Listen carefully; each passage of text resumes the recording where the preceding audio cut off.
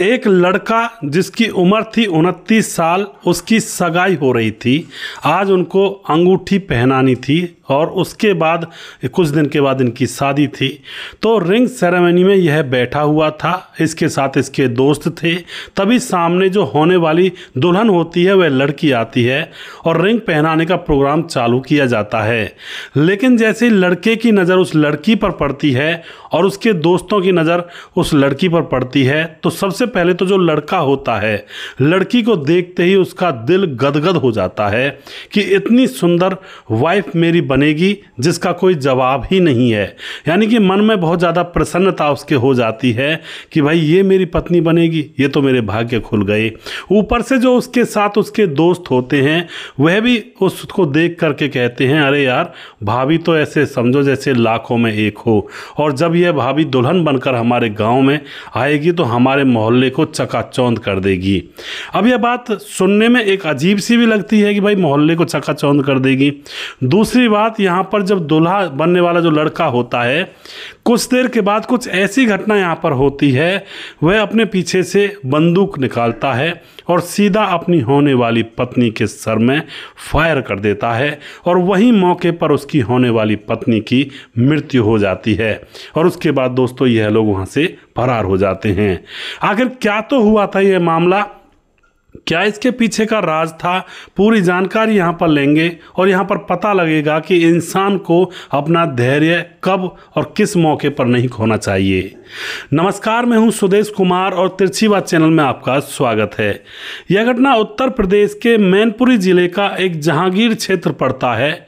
उस जहांगीर क्षेत्र के अंदर सगामई गांव पड़ता है। सगामई गांव के अंदर राजेश राजपूत नाम का एक व्यक्ति है जिसका भरा पूरा परिवार है, अमीर खानदान है, कोई परेशानी नहीं है और राजपूतों के जैसे ठाठ है उनके, यानी कि इलाके में काफ़ी चलती है। लेकिन उसका एक बेटा है जिसका नाम है अमुक, जो कि छोटा है सबसे और उसकी उम्र 27 साल हो चुकी है। भले ही यह परिवार दबंग टाइप का है, लेकिन उसके छोटे बेटे की अभी तक शादी नहीं हुई है, ओवर एज वो हो रहा है। अब दोस्तों ओवर एज जैसे बेटा हो रहा है, कंवारा है, तो पिता को चिंता होती है कि हम देखो पूरे इलाके में हमारा दबदबा है और मेरा बेटा ही कंवारा बैठा हुआ है, तो समाज में हमारी इज्जत क्या रहेगी। उसके बाद पिता को अपने बेटे की शादी की चिंता होती है, तो पिता रिश्ता देखने लगता है, क्योंकि अब बेटा 27 साल का हो चुका था। उससे पहले शायद हो सकता है कोई अन्य कारण रहे हों जो अपने बेटे की वह शादी नहीं करवा पाया हो, या फिर बेटे के मन में शादी करने की ना हो। अब यहाँ पर क्या होता है, पिता अपने बेटे के लिए लड़की ढूंढने लगता है और अब उसको एक लड़की मिलती है, दीपशिखा। दीपशिखा की उम्र थी 23 साल और उसके बेटे की उम्र थी 29 साल, यानी कि इतना एज का डिफरेंस था। लेकिन अब इस दौर में लड़के की उम्र की लड़की वहाँ पर उसको मिल नहीं रही थी पिता को, कि किसी की उम्र 29 साल के आसपास हो, तो मजबूरी थी यहाँ पर। अब जो दीपशिखा होती है, वह जो दीपशिखा नाम की लड़की होती है, उम्र 23 साल होती है। उसके पिता का नाम था रघुवीर और यह गांव नगला समहात के रहने वाले थे। गांव नगला समहात में रिश्ता तय कर दिया जाता है और 29 मई को इनका सगाई का प्रोग्राम था। तो सगाई के प्रोग्राम के लिए भंसरौली मैरिज होम बुक किया जाता है। उस मैरिज होम के संचालक, जिसका नाम था प्रहलाद साख्या, वह उस मैरिज होम को अच्छी तरह से सजाते हैं और उस मैरिज होम के अंदर इनकी सगाई का प्रोग्राम होने वाला था 2 बजे से। अब 2 बजे जाते हैं और 2 बजे तक इस मैरिज होम के अंदर सभी लोग, लड़के वाले और लड़की वाले, वहाँ पर पहुँच जाते हैं। रंगल मंगल प्रोग्राम यहाँ पर चल रहा था और सभी लोग खुश थे, एक दूसरे से मेल मिलाप हो रहा था। अब क्या होता है, रिंग पहनाने की रस्म का यहाँ पर प्रारंभ होता है और जैसे ही लड़का होता है जिसका नाम होता है अमुक, अपने दोस्तों के साथ वहाँ पर बैठा हुआ था, तभी वह लड़की आती है जिसको रिंग पहनानी थी, यानी कि होने वाली दुल्हन। जैसे वह वहाँ पर आकर बैठती है तो अमुक को लगता है कि मैंने शायद पिछले जन्मों में कोई पुण्य किए होंगे जो मुझे इतनी सुंदर पत्नी मिलेगी। दीपशिखा बहुत ही सुंदर थी, मानो होठों से ऐसे जब मुस्कुराती थी तो मानो होठों से गुलाब की पंखुड़ियाँ गिर रही हों।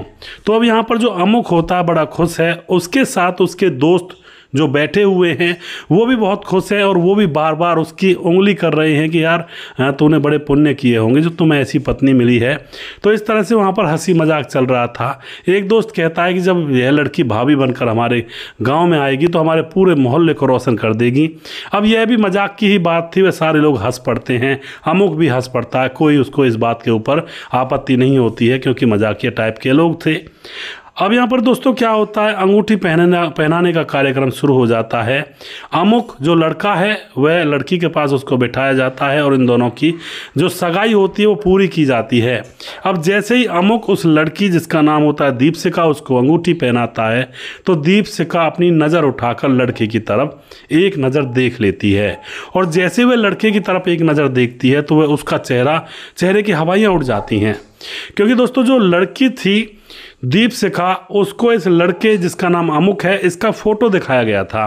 और फोटो का आपको पता है आज के दौर में AI से या फिर उसको साफ करके इतना सुंदर बना दिया जाता है कि मानो कोई जवाब ही ना हो। अब फोटो में तो जो दीपशिखा उस लड़के को देखती है तो बड़ा प्यार आता है लड़के के ऊपर, लेकिन जब लड़के को लाइव देखती है, सीधा लाइव प्रसारण जब उनका होता है तो लड़की एकदम से अमुक से डर जाती है, क्योंकि अमुक रंग में काला था और दीपशिखा बिल्कुल हूर परी के ना समान थी। एकदम से वह शादी के बीच में ही अब एकदम से वह उन लोगों के सामने कह उठती है कि मेरे साथ धोखा हुआ है और मुझे फोटो तो इतना अच्छा दिखाया गया था लेकिन यह इतना सुंदर है ही नहीं और मुझे इसके साथ शादी करनी ही नहीं है, मैं अब इस शादी को नहीं करूंगी। अब यह कि जो लड़की होती है बात जब कहती है तो जो लड़का होता है अमुक, भाई अमुक का पिता भी दबंग टाइप का था और अमुक खुद भी दबंग टाइप का था। शायद हो सकता है पहले से शादी इसलिए ना हुई हो कि अमुक शायद ऐसे दबंग टाइप का रहा हो। अब यहाँ पर क्या होता है, अमुक के पीछे देसी रिवॉल्वर रखी हुई थी और अपने पैंट में से देसी रिवॉल्वर निकालता है, क्योंकि उसकी यहाँ पर उसकी जो होने वाली पत्नी थी उसने शादी से मना कर दिया था। एकदम से वह उसके सर में गोली मार देता है और जैसे ही उस लड़की दीपशिखा की सर में गोली मारी जाती है तो वह वहीं पर ढेर हो जाती है। लोग देखते हैं कि ये आखिर हुआ तो हुआ क्या। और उसके बाद जो लड़के के साथ लोग आए थे गाड़ियों को छोड़ छोड़ कर वहाँ से फरार हो जाते हैं। सारे लोग वहाँ से भाग चुके थे, गाड़ियाँ वहीं पर खड़ी रह गई थी और लड़का भी वहाँ से फरार हो चुका था। अब यहाँ पर पुलिस को बुलाया जाता है, पुलिस आती है, सारे लोगों की गाड़ियों को जब्त करती है, उनको ढूंढने में लग जाती है। और दोस्तों उन लोगों का सबको पता था, इलाके में नामी लोग थे और उसके बाद पुलिस तुरंत ही बहुत ही जल्दी अमुक नाम के उस लड़के को पकड़ लेती है। पकड़ने के बाद जब उससे सख्ती से पूछताछ की जाती है कि तुमने किसी की बेटी की हत्या कर दी, आखिर ऐसा क्यों किया तुमने, तो अमुक बताता है कि सबसे पहले तो मैं बहुत खुश था कि मुझे इतनी सुंदर पत्नी मिली है, बड़ा मेरे भाग्य है, लेकिन जैसे ही अंगूठी वगैरह मैंने पहना दी उसके तुरंत बाद ही उस लड़की ने सभी लोगों के सामने मेरे साथ शादी करने से मना कर दिया और मुझसे कह दिया कि यह तो बहुत ही काला है। अब तो मेरी बेइज्जती हो जाती है सभी लोगों के सामने और मुझे ऐसा लगता है कि बस अब तो बहुत बुरा हो गया। और फिर मैंने अपनी बेइज्जती का बदला लेने के लिए रिवॉल्वर निकाली और अपनी होने वाली पत्नी के सर में गोली मार दी और उसकी वहीं पर हत्या हो गई। ये सारी बातें पुलिस के सामने निकल कर आती हैं और उसके बाद दोस्तों उस लड़के को के ऊपर केस वगैरह चलाया जाता है, उसको जेल में डाला जाता है। इस तरह से कई बार ऐसे कारनामे हो जाते हैं। लड़की का सिर्फ इतना कसूर था कि वह उस लड़के से शादी नहीं करना चाहती थी। लड़की को जो फोटो दिखाए गए थे वो बहुत ही सुंदर बना करके दिखाए गए थे, लेकिन जब साक्षात वो लड़का उस लड़की के सामने आया तो लड़की उससे डर गई और लड़की ने बिल्कुल मना कर दिया कि मेरे सपनों का राजकुमार ऐसा नहीं हो सकता। एक तो वह उम्र में बड़ा था, लड़की 23 साल की, लड़का 29 साल का, बहुत ज़्यादा उम्र में बड़ा, मतलब 6 साल का डिफरेंस था। 23 और 6 29 हो जाते हैं। आखिर ये डिस्टेंस ज़्यादा तो नहीं होता है। बहुत सारे पुराने ज़माने में जब शादियां होती थी तो पति पत्नी का 10-10 15-15 साल का भी डिस्टेंस देखा गया है, तो ज़्यादा डिस्टेंस भी नहीं कह सकते। लेकिन आज के दौर में जो सिस्टम चला हुआ है ना, लड़का और लड़की का डिस्टेंस सिर्फ 1-2 साल का ही होता है उम्र का, और उसी में लड़कियाँ ज़्यादा खुश रहती हैं। उस हिसाब से तो यह ज़्यादा डिफरेंस था उम्र का। तो यहाँ पर दोस्तों मैं तो यही कहना चाहता हूँ, भैया अगर किसी का बच्चा या लड़का या लड़की कोई पसंद नहीं आते हैं तो 4 लोगों के सामने उसकी बेइज्जती नहीं की जानी चाहिए। चुपचाप एकांत में उसको बता देना चाहिए कि भाई हमें पसंद नहीं है रिश्ता और हम नहीं करेंगे, आप दूसरा देख लो। और अब इस मामले में जो ये कांड हुआ है, लड़के का यही कहना था कि मेरी बेइज्जती हो गई थी सबके सामने, इसलिए मुझसे रहा नहीं गया और एकदम से मैंने ये कदम उठा लिया। हालांकि लड़के ने कोई अच्छा काम तो नहीं किया, किसी की पाली पोसी हुई बेटी की हत्या कर दी उसने, उसको यह नहीं करना चाहिए था। लेकिन अब जो होनी होती है वो तो हो ही जाती है। लोग कितना भी यहाँ पर अपनी कोशिश कर लें किसी भी घटना को टालने की, लेकिन कई बार घटनाएं हो ही जाती हैं। दोस्तों मैं तो यही कहना चाहूँगा कि अगर लड़का लड़की की आपस में शादी होने वाली है तो एक दूसरे से या तो लाइव वीडियो में कॉल कर लें या फिर एक दूसरे से थोड़ा बहुत पहले मिल लें, 1-2 मिनट के लिए, 2-4-10 मिनट 10-20 मिनट के लिए, या चाहे फिर माँ बाप के साथ ही आपस में एक दूसरे के सामने मिल लें। जैसे कि लड़का देखने के लिए जाते हैं, लड़की देखने के लिए जाते हैं, तो उसी समय मिल लेना चाहिए थोड़ी देर के लिए। तो उससे पता लग जाता है कि जिससे शादी हो रही है वो लड़की सुंदर है या लड़का सुंदर है, या कोई उसमें थोड़ा बहुत जो भी होता है, मतलब वैसे अंतरात्मा से तो कोई नहीं पहचान पाता कि जीवन में कैसा रहेगा, कैसा स्वभाव है। लेकिन जो शक्ल सूरत के प्यार करते हैं उन चीज़ों से, शक्ल सूरत से, तो वो कम से कम उन लोगों की इच्छा तो यहाँ पर पूरी हो ही जाएगी कि भाई मुझे दूल्हा सुंदर चाहिए, दुल्हन सुंदर चाहिए। तो उन लोगों की कम से कम यहाँ पर इच्छा पूरी हो जाती है जब शादी से पहले थोड़ा सा एक दूसरे से बातचीत कर लेते हैं। ऐसा नहीं है कि शादी से पहले एक दूसरे के साथ वो कांड कर दें जो पति पत्नी करते हैं, वो तो गलत होता है। जैसे माँ बाप देखने के, जैसे लड़के वाले देखने के लिए आते हैं, उसी टाइम उसी घर में थोड़ी देर के लिए मिला जा सकता है, इसमें कोई बुराई नहीं है, क्योंकि वो होने वाला जीवन साथी है, ज़िंदगी भर उसके साथ रहना होता है। तो दोस्तों आप यहाँ पर क्या कहना चाहते हो अपनी राय कमेंट बॉक्स में लिख सकते हैं। और मैं लास्ट में ये कहना चाहता हूँ, शादियाँ देखभाल करके करनी चाहिए। लड़का लड़की एक दूसरे को देख ले या उसका चेहरा वगैरह जो भी कुछ होता है वो सारी चीज़ें देख करके तब एक्सेप्ट करे तो बहुत अच्छा है। और बाय द वे अगर पसंद नहीं आ रहा है तो चुपचाप मना कर दे, किसी और लोगों के सामने बेइज्जती ना करे किसी की। तो आप जो भी कुछ कहना चाहते हैं कमेंट बॉक्स में लिख सकते हैं। वीडियो के लास्ट में कुछ भाइयों के नाम ज़रूर लेना चाहूँगा जो भाई हमारे वीडियोज़ को देखते हैं और हमें खूब सपोर्ट करते हैं। दोस्तों हमारे साथ हैं साहब सिंह, जिला बिजनौर से साहब सिंह, सरदार चीमा फार्म। साहब सिंह बहुत बहुत धन्यवाद करते हैं जी। और मैं मोहम्मद कलमुद्दीन। सुदेश भाई कैसे हैं? और ठीक हैं आप? आपकी कहानी बहुत बेस्ट होती हैं और आपका आवाज़ भी बहुत बेस्ट होती है। और मैं बिहार मधुबनी थाना बसोपट्टी गांव गुरबंद की, और मैं गुवाहाटी से हूँ, सुन रहा हूँ आपका प्रोग्राम। बहुत बहुत धन्यवाद करते हैं कलमुद्दीन जी, आप इसी तरह से सपोर्ट करते रहें। उसके बाद भीम शिवाजी कसरे ता दौड़ पुणे महाराष्ट्र से हमारे भाई लगातार वीडियोज़ पर कमेंट करते हैं और जो कि बहुत ही अच्छी कमेंट करते हैं, भाई का बहुत बहुत धन्यवाद करते हैं। राम मोहम्मद यासीन लाहौर पाकिस्तान से हमारे वीडियोज़ पर लगातार कमेंट करते हैं। खेमराज भाटी गुज्जर चिट्टी जीबी नगर यूपी 16 से हैं। नूर नाम से आईडी जो कमेंट करती है। दुर्योधन भाई हमारे कमेंट करते हैं, नमस्ते सर जी, आपकी कहानी बहुत अच्छी होती हैं। श्यामलाल चौधरी नौका बीकानेर राजस्थान से हमारे लगातार हमारे वीडियोज़ पर कमेंट करते हैं, भाई का बहुत बहुत धन्यवाद करता हूँ। दिलीप राजपूत जिला खंडवा गोकुल गाँव, भाई साहब राम राम भाई साहब जी। जानकी बहन हमारे कमेंट करती हैं, जानकी गंगवार जी हैं। भैया नमस्ते भैया जी, एक बाप 4 बच्चों को पाल सकता है जी, बिल्कुल। और बहुत बहुत धन्यवाद करते हैं जानकी बहन का। सुखवीर कुमार हमारे भाई लगातार कमेंट करते हैं।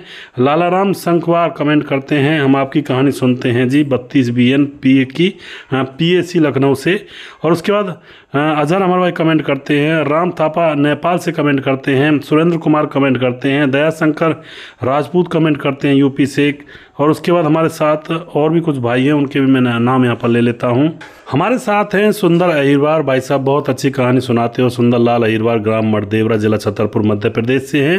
राम शब्द हमारे भाई राम राम कह रहे हैं। प्रवीण बघेल से पुरी से हैं। विजय कुमार जो कि हमारे वीडियो पर कमेंट करते हैं, कैसे हो भाई? मैं बिल्कुल ठीक हूँ। और उसके बाद जैनुद्दीन अंसारी, सरकारी कर्मचारी का काम ही है जनता की सेवा करना, लेकिन कुछ लोग कोरापत होते हैं जी, बिल्कुल खुरापात होते हैं। उसके बाद हमारे साथ साहब सिंह हैं जो कि जिला बिजनौर। साहब सिंह जिला, बहुत ही अच्छी कहानी लगी, बहुत बहुत धन्यवाद जी। धीरज बंडवाल हमारे भाई कहते हैं, चलिए किसी को अपनी जिम्मेवारी का एहसास तो हुआ। कैलाश चौधरी भाई कहते हैं कि महिला DM ने नेक काम किया और कोई रिश्वत लिए बगैर कार्रवाई की। कैलाश चौधरी कल्याण महाराज से जी, बिल्कुल। देवेंद्र सेन भाई कमेंट करते हैं। समाधान पाटिल भाई साहब बहुत अच्छी कहानी सुनाते हो। समाधान पाटिल जलगांव महाराज से हमारे भाई वीडियो पर लगातार कमेंट करते हैं। उसके बाद मुकेश कुमार यूपी तरासी से हैं। सूरज डीओ हमारे भाई कहते हैं नमस्ते सुरेश भाई, क्या हाल चाल है आपके, और your story is very good. I am Suraj from Fiji. जय हिंद जय भारत और गॉड ब्लेस यू। बहुत बहुत धन्यवाद करते हैं सूरज भाई आपको, इसी तरह से आप सपोर्ट करते रहें। दोस्तों, जिन भाइयों के नाम रह गए हैं उन भाइयों के नाम मैं अगली वीडियो में ज़रूर लूँगा। अगला वीडियो बहुत जल्दी फिर से लेकर आऊँगा। तब तक आप खुश रहें, सावधान रहें। जय हिंद जय भारत।